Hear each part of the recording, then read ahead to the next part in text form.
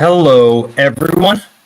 My name is Nicholas Manning, doctor, if you will, hosting solo today on the Mile High Sports Symposium. You can find me on the socials if you want. If you don't want, that's fine too, but that'd be pretty lame. You can find me on Twitter at dr_nmanning. You can find the podcast at DocNJT. So hopefully you all are supposed to be here and get ready to enjoy some conversations. Feel free to send comments through whatever vessel you are with me today. We're going to talk about a few things. First and foremost, we got playoff previews. We're going to discuss the Denver Nuggets first round matchup against the Los Angeles Clippers. And we get double the fun. So we get the Colorado Avalanche taking on the Dallas Stars. And then we'll finish up with robust Colorado ride. Just kidding. We won't do that. We will, however, go a little bit in depth on just some rumors, some news of note, some hot takes, and maybe some day three guys that myself and my partner JT have thrown around. So let's get cracking. So first and foremost, we're going to go with the Denver Nuggets. So the Denver Nuggets closed out strong, winning their last 4 games of the regular season. That's important because, as you know, they fired their head coach of a 50-win team with about a week to go. We talked about it last time, that the reason why you pulled a cord at that point was because the leadership had become so toxic that there was no way that it could last and give this team a fair shake. So Michael Malone and Calvin Booth were relieved of their duties. Stepping in, David Adelman, who is an up-and-coming coach. We'll see about what the future holds, but this team definitely got a shot in an arm. Josh Kroenke, the Nuggets kind of representative owner from the Kroenke sports empire, discussed about being absent. And you know what? We believe this team can win. Let's shake it up. So they did. You know, you're moving on from the only coach to ever get you into the finals, let alone win an NBA championship. Just a couple seasons after that had occurred. That's no small move. I don't care what or why, justification or not. But right now we have a Denver Nuggets team with a should-be favorite for his 4th MVP. Should have been 4 MVP in 5 years. You got 4 max players, so a team that we think should at least, or has as good a chance as any, to win an NBA championship. That said, you got to get out of the first round. Not sure how any of you feel. Feel free to let me know. But Golden State and the LA Clippers had a phenomenal game on Sunday, one of those days. And if the Clippers won, Nuggets secure the 4 seed. They play Los Angeles 4-5 matchup. If Golden State had won, the Nuggets then would face the Timberwolves in a 4-5 matchup. It's important to note they are 0-4 against Timberwolves this year. It's obviously the team that eliminated the Denver Nuggets from playoff contention last year and just don't match up well. Now you have the Clippers team that the Nuggets are 2-2 against. And so at least with that, you feel like maybe there's an option. However, I think that there was a pretty strong and appropriate pushback from folks who said, you know, I would actually rather take Minnesota. You know what they've done. We haven't really given them our best effort or had all of our pieces when playing this year. And, you know, something to prove. Maybe we go there. As the matchup has solidified, I kind of agree with that take a little bit.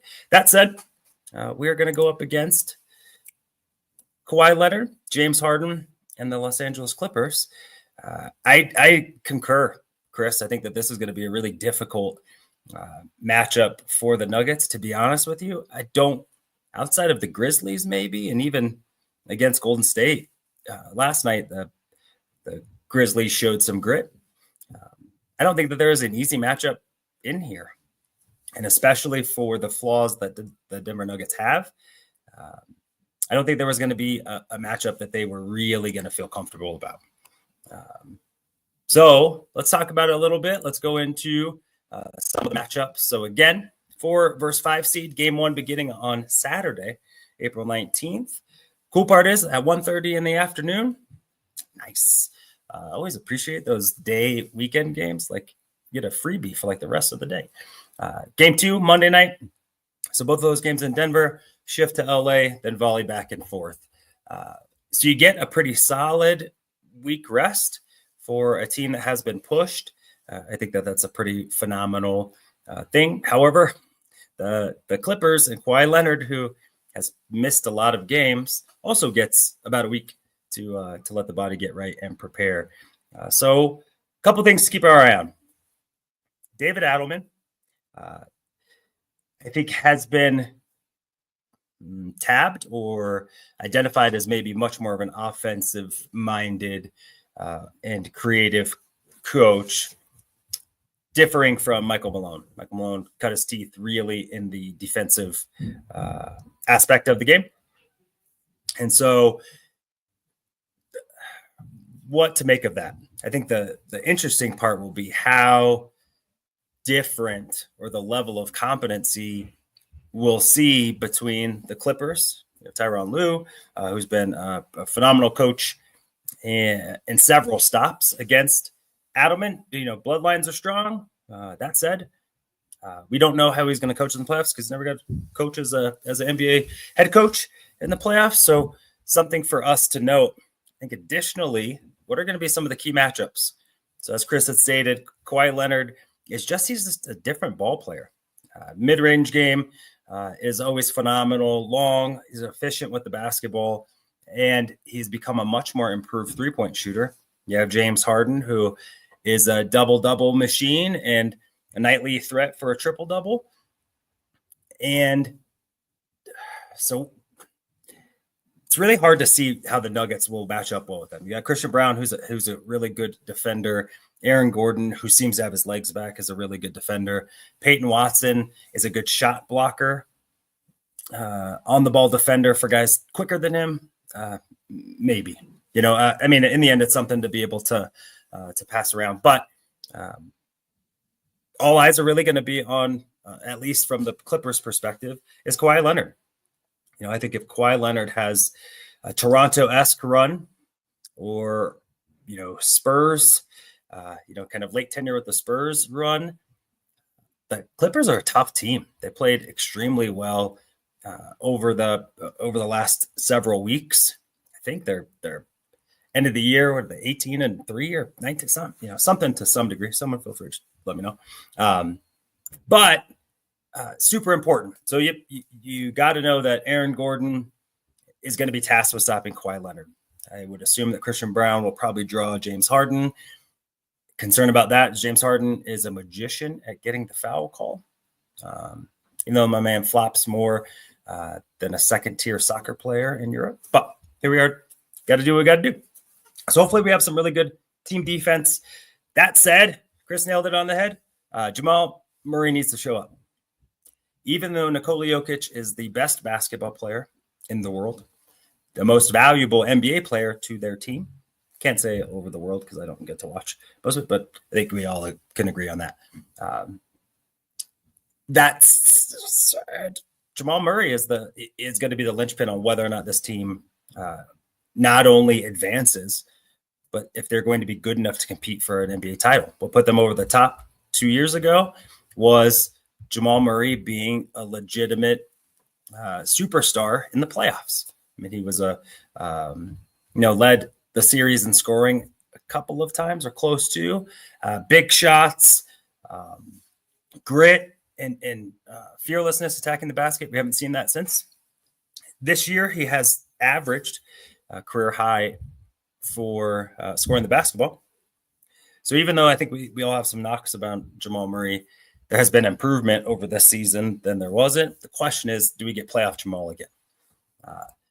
And how are they going to combat the length that Kawhi Leonard has, which I assume Kawhi will probably be on Murray quite a bit.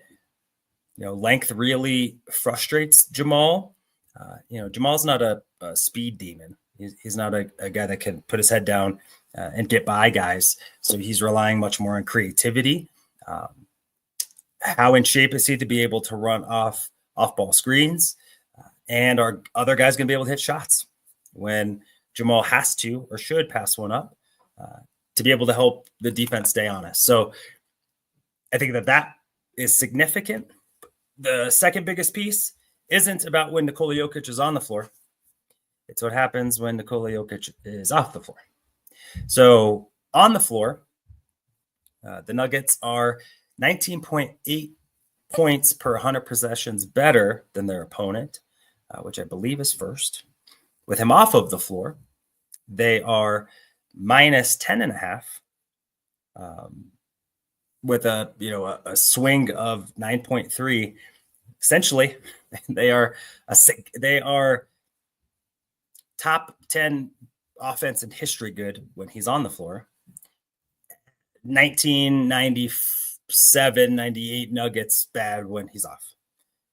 That can't be the case. When you have Norman Powell, who for some reason is at like a 30-year-old renaissance and has just become such a tremendous player off the bench, the Nuggets really need one of those. You hope that, this is why you got Russell Westbrook, is to be able to provide a spark. That said, I think we all understand the limitations of his game. He's not an outside threat on a consistent basis. And so I think Adelman's ability, or lack thereof, we'll find out, to be able to create a flow offensively to help guys out that aren't natural shot makers, I think will be a huge, huge key to this.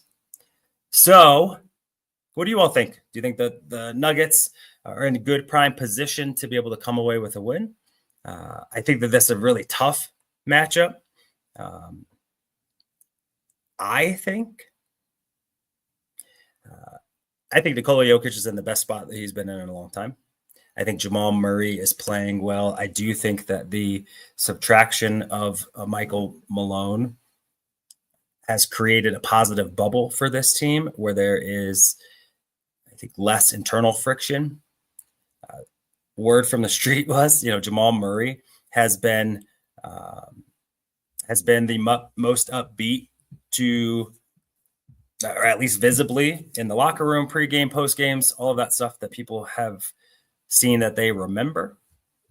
And I think all in all, the cloud of frustration that has grown maybe has dissipated a little bit. That said, we'll see if it's enough to win. Chris, I really like your take. If they got Chris Dunn, who's a really good on-ball defender, and you have Kawhi, I think that there are some significant concerns right here about how impactful Jamal is going to be. I really hope Jamal's been around the league enough for this team to be able to find ways to get shots up when this team is always going to, at least at that position, they're going to have a better athlete a lot. That's not, Jamal Murray isn't a freak athlete. That's not what made him a good basketball player. So it shouldn't be new when you play against guys that are better athletes than you. So I really hope that's the case. Jalen Pickett I was super excited when the Nuggets drafted Jalen Pickett, super upset his rookie year because he was just god awful. And then watching him in the summer league, it was still a little bit of a concern. So a guy coming in who kind of gives me, a little shorter, but more solid Monte Morris vibe. There's something to be said about being steady and not being afraid of the moment. You'll kind of see, hopefully, that carries on for Jalen Pickett. My snap judgment prediction is Nuggets in 6. Seeing quite a bit more money coming in on the Clippers. I think Nikola Jokic is in the zone. I think that Jamal Murray will play better. Aaron Gordon has played really well offensively over the last several weeks. It seems like him coming back from whatever ailment he had this time was an absolute necessity. And with David Adelman, I think being able to really have a fresh perspective on rotation won't limit this team to 8 guys, and where you have Russell Westbrook playing 37 minutes at age 36. I think he's going to play the guys that give him the best chance to win. So Nuggets in 6. Let me know what you think. And with that, we're going to transition to their neighbors across the hall and the Colorado Avalanche. Colorado Avalanche are set in their matchup, even though the NHL playoffs aren't set. There's a few more games to be played for some folks, but the Avalanche have sewn up their spot as the 3rd seed in the Central Division. So the way that the NHL hockey playoffs go is each division, there's 4, are slotted 1, 2, and 3. Each first place team in each division gets a matchup with the 7 and 8 seeds, which essentially are the wild cards, and the 2nd and 3rd seeds in each division play each other no matter what. So even though Dallas and the Avalanche have 2 of the best 3 at least odds of winning the Stanley Cup, not just making it, winning the Stanley Cup, will play in the first round because they want to emphasize rivalries and utilizing the division alignment to create some hatred. It's fine, but not ideal. And it does sound super Canadian, eh? We just create the matchups and hope that I don't know. That was went a little Scottish with it. Apologize to everyone for that. But one, if you're the Avalanche, you're going to have to win against good teams throughout. This isn't, especially in the Western Conference, there is no cupcakes, which that would be great because cupcakes are delicious. But you got to beat who you got to beat.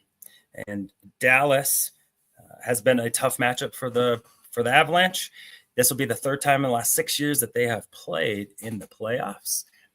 But this team itself, this version of Colorado Avalanche, is significantly different. So in 3 games against the Avalanche went 2-1, one of those games being in overtime. Each of those games are really in 3 different stages of the Colorado Avalanche season. First, injury-riddled November. January, after the Avalanche had successfully upgraded their goalie position. And then this last game was all hands on deck. Both squads had gotten all their reinforcements. Dallas, this includes Mikko Rantanen. And for the Avalanche, that was Brock Nelson, Charlie Coyle, and Ryan Lindgren, defenseman from the Rangers. And, that game was in hand for the Avalanche, 3-1 going into the 3rd. 2 quick gimme goals, and then all of a sudden that game's in overtime, which in front of the Bo Knicks, the Avalanche were able to pull it out with an overtime goal, and now they sit. Don't know the schedule yet with some games to be played. They haven't set the dates for that format, but the Avalanche being the lower seed will start on the road. So the Avalanche have to get one in Dallas. Last season, the one that they got, or they got 2, but the first one they got was game 1. It kind of caught Dallas by surprise and was able to sneak in and get one. What I think is important to note, not only are the Avalanche, in my opinion, more fortified than they were last year. This is a better team than last year's team. They also have Valerie Nichushkin, who nice job. Hopefully, as people, we provide some good support and recognition for when guys get their crap together, because we definitely crap on them when they don't. And Valerie Nichushkin had some significant substance abuse issues on top of, the gamut of things that lead you to feel like you need things to be able to help you feel or to keep you running away from. So to fight that burden in a country that you are a visitor in, right? He's not an American citizen. Either way, you kind of know all of that. You've let your team down the last 2 years in the playoffs. It's kind of, last and done for maybe even some guys that you really respect, Nathan McKinnon, Kevin Carr, et cetera, to get through the season, be a contributing factor. You get hurt, you come back, you're still a really good player, you check back in. The Avalanche last playoff run were a much better team with him than without. And it's been that way over the last several years. This year has been no different. That said, this team is much deeper, along with the return of the captain, which has not been announced yet. So maybe it comes to fruition, or maybe not. Right now, Landeskog scored his first goal in like 1,000 days or whatever it might have been for the Colorado Eagles. And so adding him to the mix is super exciting, I think, for all of us that are Colorado sports fans, especially if you're rooting for the Avalanche with any kind of stake in it. On top of if you are an absolute fanatic, it's great to see a guy who, people usually don't resume bike riding after this kind of injury. So for him to come back on a professional level and be someone that can contribute, I think really will just help with the motivation or the morale of the team, that you get a guy that has sacrificed everything he could to be with his guys. That's a huge, huge, huge feat. And so with that, this is a tremendous matchup. So you have the Dallas Stars. You got Mikko Rantanen coming and playing against his former teammates and the team that drafted him.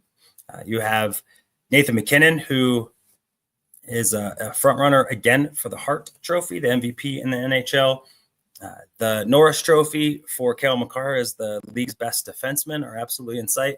Makar having the first 30-point goal season from a defenseman, or that one in the last 40 years, 35 years.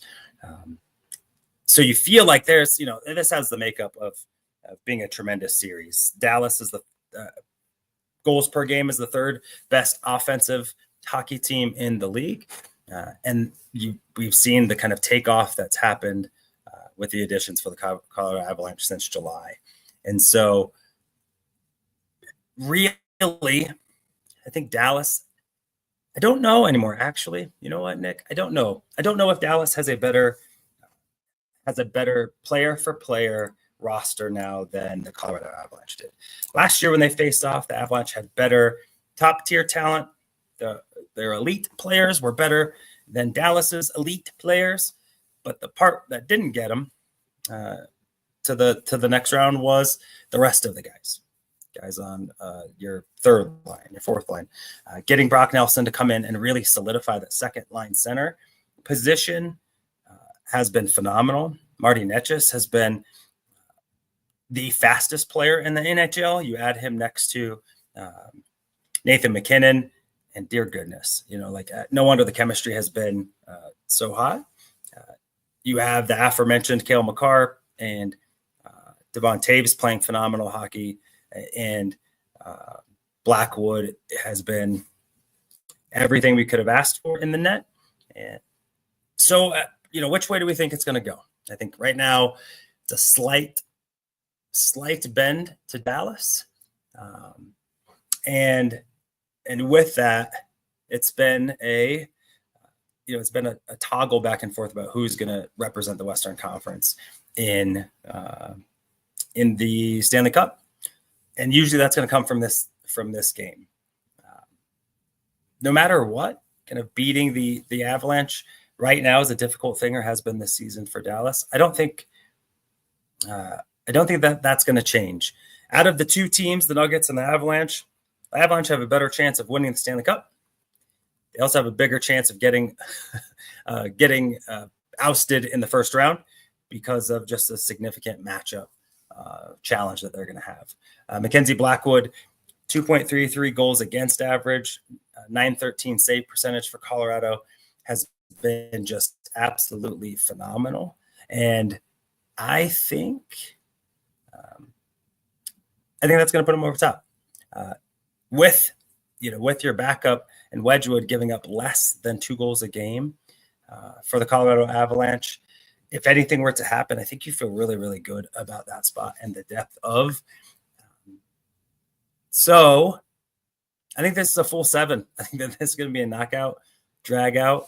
And I think for the Avalanche to win, they really got to get game 1. They got to go in and sucker punch Dallas again. Hopefully doing so maybe even in like a convincing fashion where this team maybe now takes a little bit more of a notice. Oh, wow. We lost to them in overtime, on their home ice when they got all that, we feel like we can get it. If you're the Avalanche and you go in off the heels of winning the last two games and you go in and really lay it to them in game one, you get a 4-1 victory. Not only are you riding high, but the Stars, there's not much then to feel really good about. So I think it's going to go 7. I think the Avs are going to pull it off. I really do think that this is a year that, I'm going to predict things work out well health-wise. And in doing so, if they stay healthy, they win the cup. Which means they're going to get through the first round. Dallas is still the second best team, in my opinion, in the league. And this would have been a great finals or Western Conference finals. But the NHL powers that be are dumb, and they don't want to do things that make sense. So yeah. Let me know if you disagree with me, but if you do, you're wrong. So whatever, however you want to do it. If that's the route that you feel like going. But so let's discuss now the NFL draft, because we talk about the Rockies, but it's not great. Talk about the Buffs, but they're about to start spring practice and don't really care about who's getting their jersey retired. Yeah, it's fine. So you know what? It's okay. We'll all be okay. So what we're gonna do a little bit is I'm gonna go through some hot takes. Maybe see what you feel. I'm gonna see how I feel about them.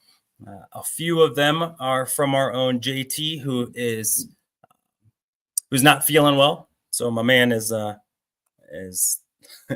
resting. Yes, Chris. That's why we are not gonna we're not gonna discuss that today, because when you get shut out for a sweep, it's just not great, Bob. But you know what? They're young. We'll bounce back. Blah, blah, yeah, all that good stuff.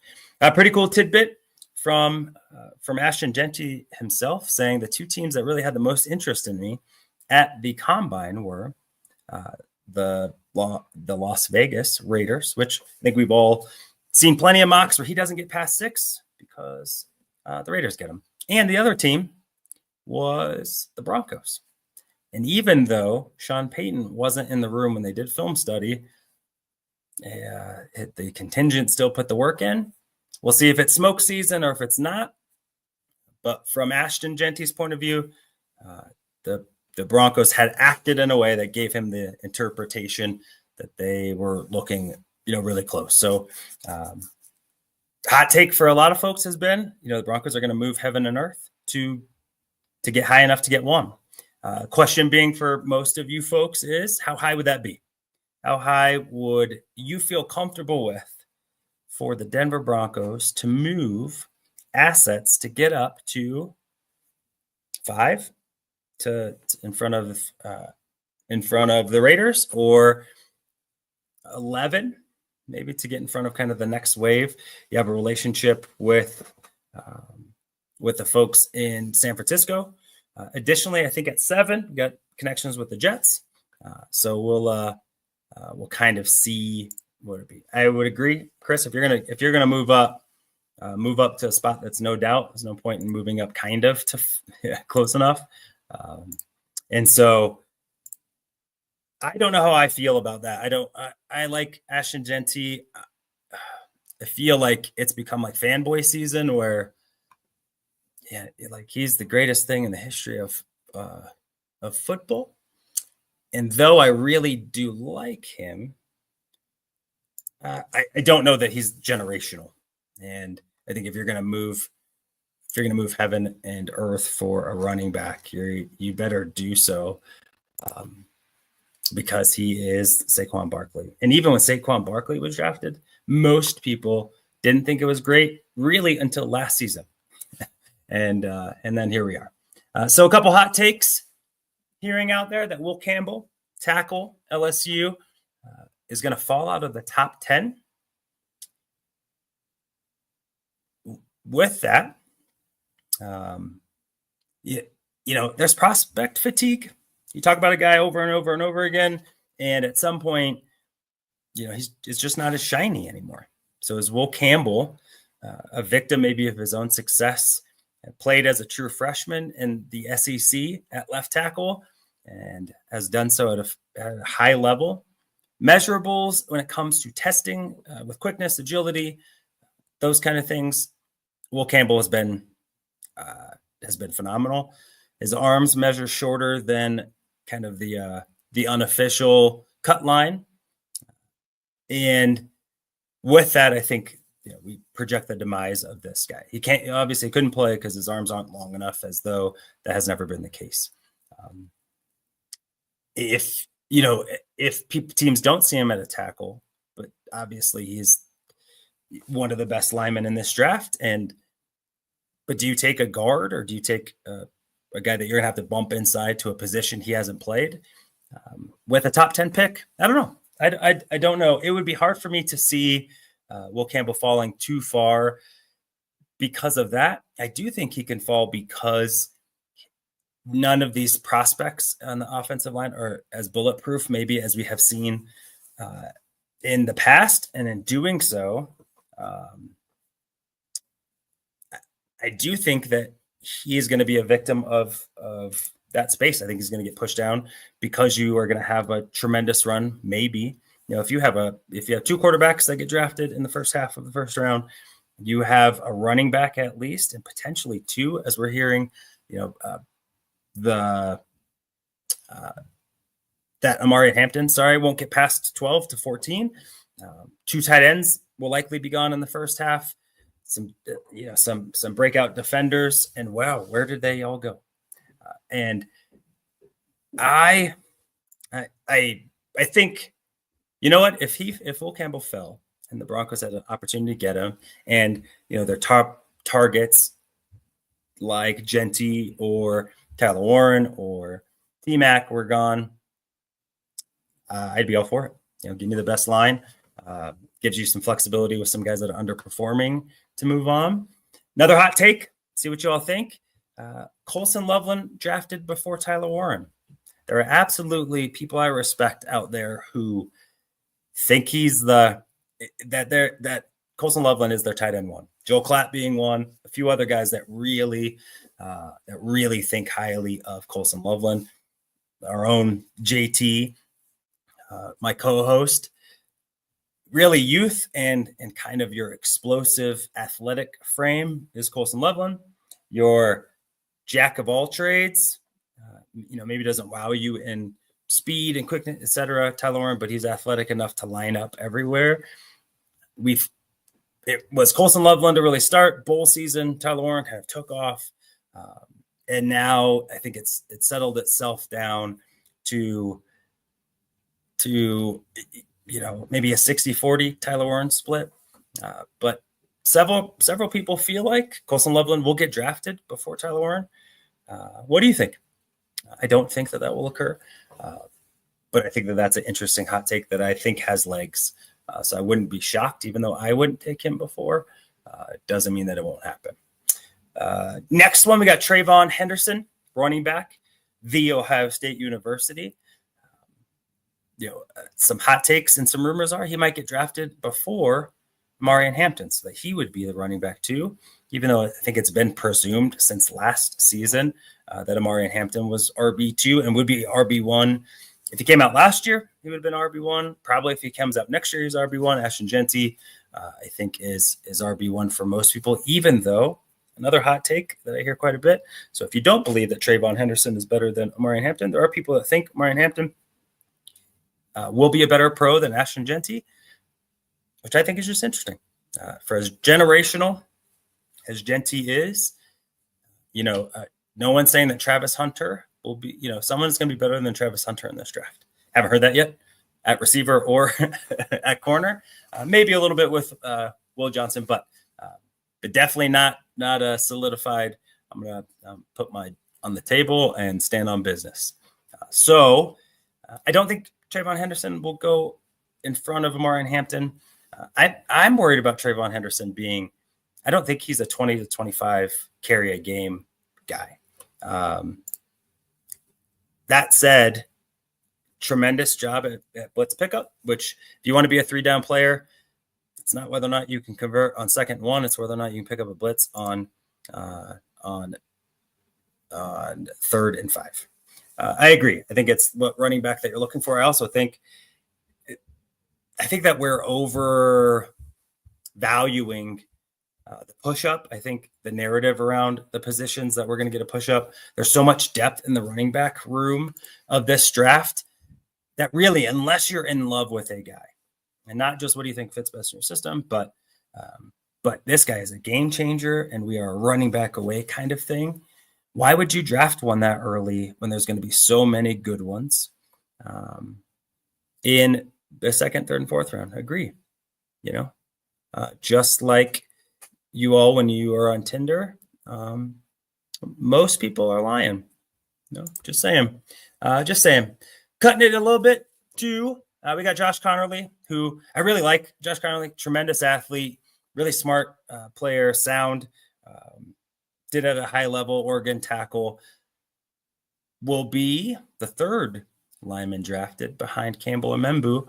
And I've even seen where Josh Connerly, which I think is interesting, is the 2nd behind Membu. I think Membu, in my opinion, will be the 1st, but I think Josh Connerly is inching his way up there. Now, what about James Pierce? So James Pierce, edge rusher, University of Tennessee. This time last year, after the draft last year, most folks had James Pierce in the top 5 of prospects coming into this last season, with a lot of us thinking that he could be number 1 overall. Tremendous speed. You saw 4.4 or sub 4.4 40 for a 260-pound gentleman. That's pretty elite. That said, some holes in his game still, ability to be able to set an anchor, not quite there, but something to anticipate. But some folks feel like, he's going to be a guy that's going to get drafted a little bit later on, which means that maybe he's going to land in a better situation for himself than having to go to a team that you are expected to kind of save the defense. And if he does, for instance, he goes to Pittsburgh, then he has a chance to be the. Hold on one sec, guys.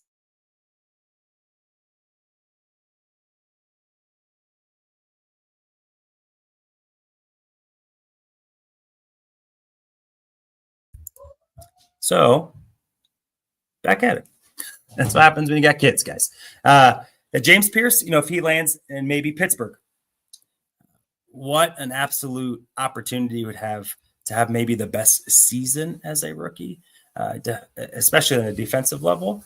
What do you think? Do you think he's a guy that would be pretty phenomenal next year? I don't think so. I think, Chris, I see it in the chat, some off-the-field stuff. I think the off-the-field stuff usually will hinder you more than the stuff on the field. Last two from JT. Only one quarterback will be taken in the 1st round. What do we think? It sounds like there are people that are really in Shedeur Sanders' camp, and then there's a lot of people that aren't at all. I think that there's no way, with how thirsty the NFL is for quarterbacks, that you look at the Kenny Pickett draft class, that Shedeur Sanders isn't better than Matt Corral and Desmond Ridder and those guys. So I absolutely think that won't be. I think there's 2 locked. I agree with you, Chris. I think that there will be 3rd. I think Jackson Dart is going to sneak in there. And, I wouldn't be surprised maybe if some folks fall in love with some other prospects, Will Howard, et cetera. You saw what Sean Payton was able to do with Bo Nix, who most people assumed should be, a day 2 pick. Malik I could call Malik Willis, my dude, if only enough chances. But I think there'll be 3. if I had to put some money for fun, I'd put 3. I think there'll at least be 3. Our last one. What about Savion Williams as the joker option for Sean Payton's offense? The guy you can get on day 2. Tremendous size, 6'3", 220, just an absolute freak of nature. Has had the opportunity to run the ball, lined up in Wildcat, et cetera, at TCU. And so that's a guy that I think can really be a sneaky pick, especially. My hot take that I'm going to kick out there is I think Denver goes defense round 1. Sorry, I think that they'll go round. I don't want them to, so just need everyone to love me a little bit. Sean Payton has drafted especially defensive linemen early and often, and whether it be Cam Jordan, whether it be Sheldon Rankins, whether it be, what's their names? Help me out. Marcus Davenport, who was an edge guy, Peyton Turner. I mean, there was just, he is not afraid to go get defensive players in round 1. In particular, he believes building in the trenches. And so if there were a stud like Derek Harmon,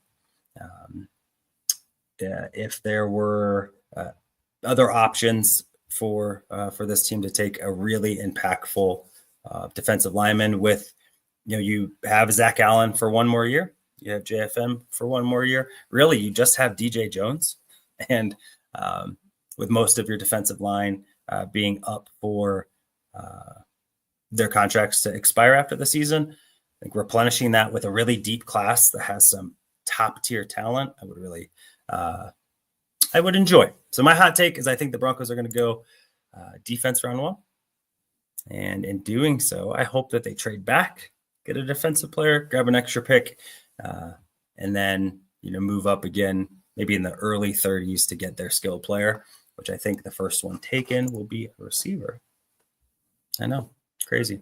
All right. So some day 3 guys, let me know what you think.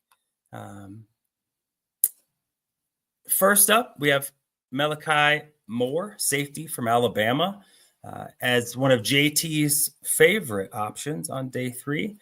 Malachi Moore has played a ton of football for Alabama, really sound guy, nothing that he's going to wow you with in terms of his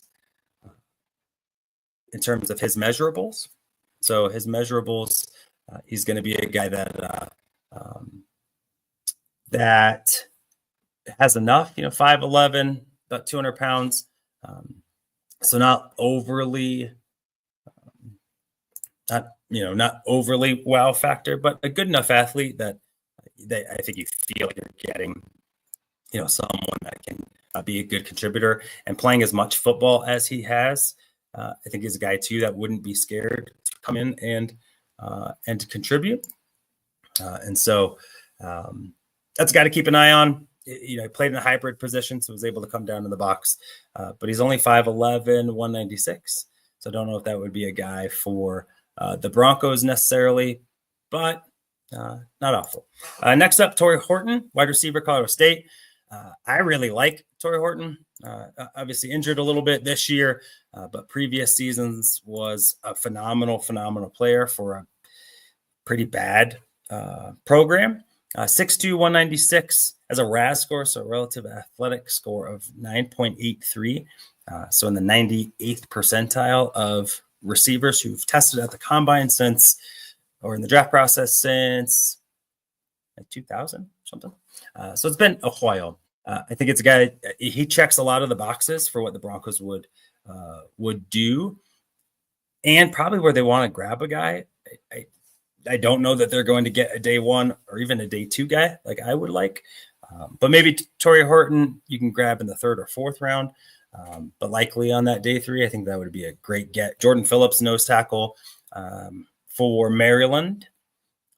Doesn't do anything like extra special, but just a really solid sound and a strong defensive lineman.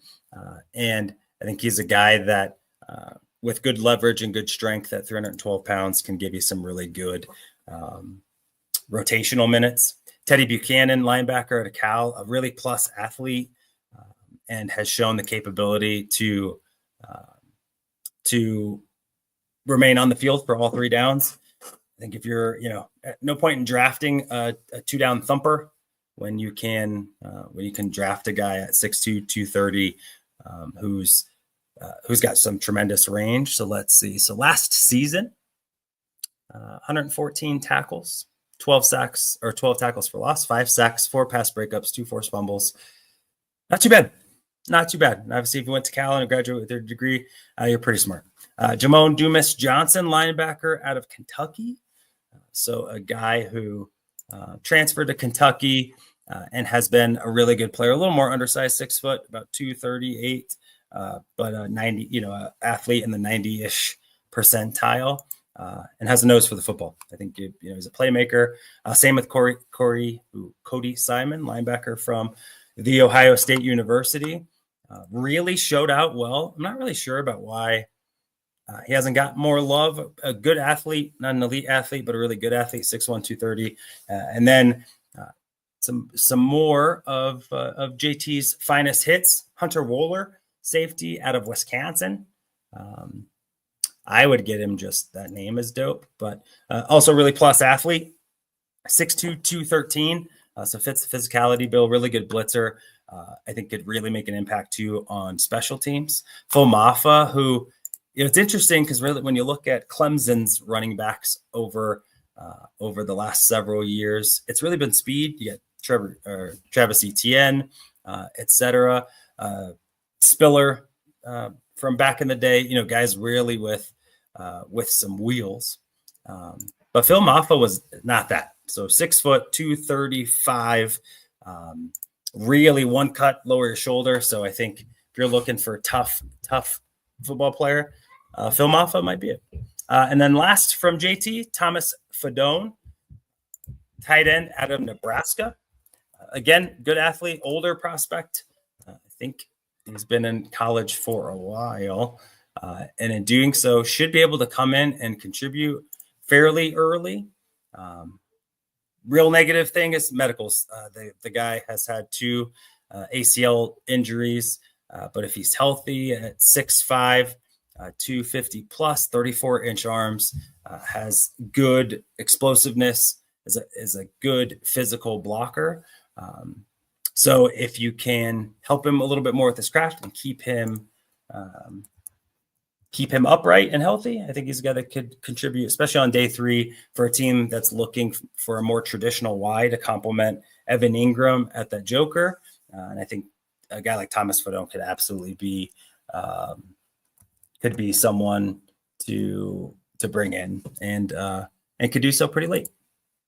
A couple more guys. Let me go grab my list. I think I've really tried to look at what, as a Broncos focused podcast and fan, where would be some guys or where would be some positions that the Broncos really could grab some guys and could get some steals.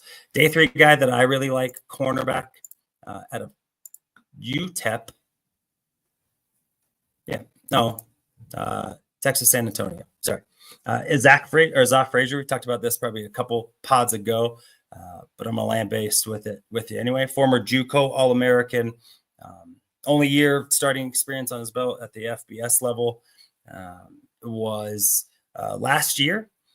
Good tackler, didn't miss tackles. Is a longer limbed corner, 6'2", about a $185, $190, but a phenomenal athlete.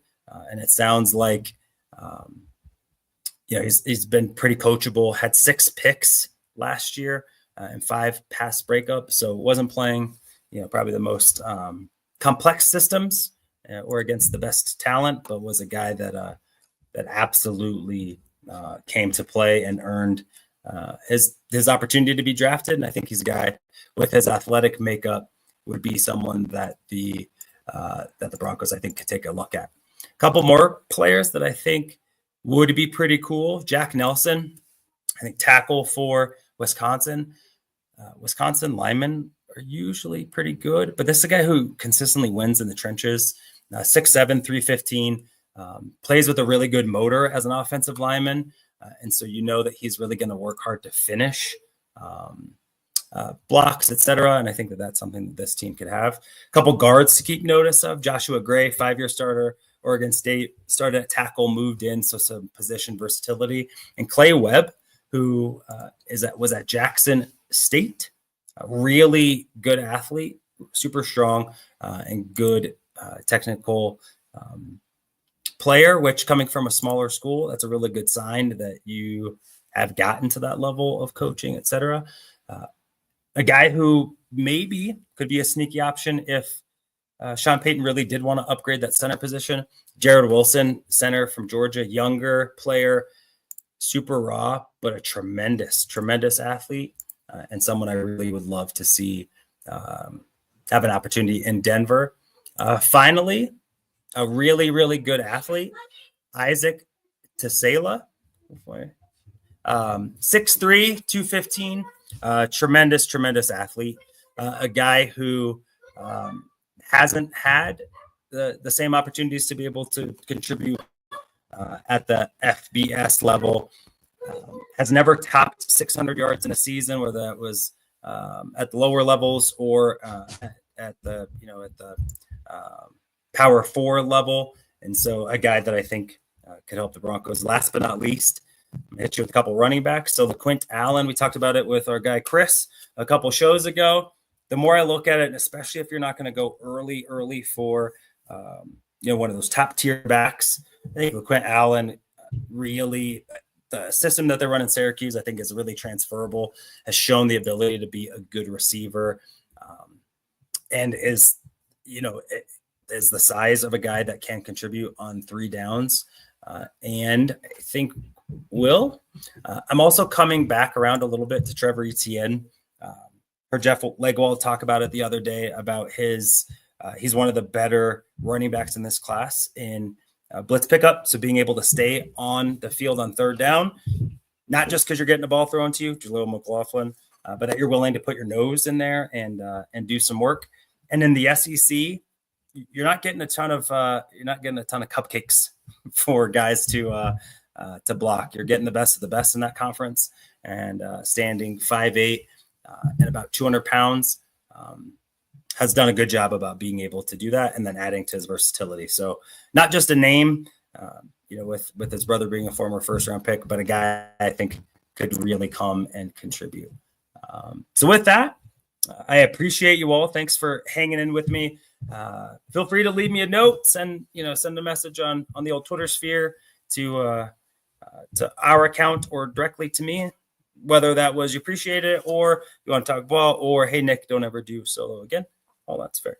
But absolutely appreciate you all, and can't wait to talk next week as we are on the eve of the draft. We'll have a couple games in tow for the Nuggets, hopefully one for the Avs, and we'll have a lot more to talk about.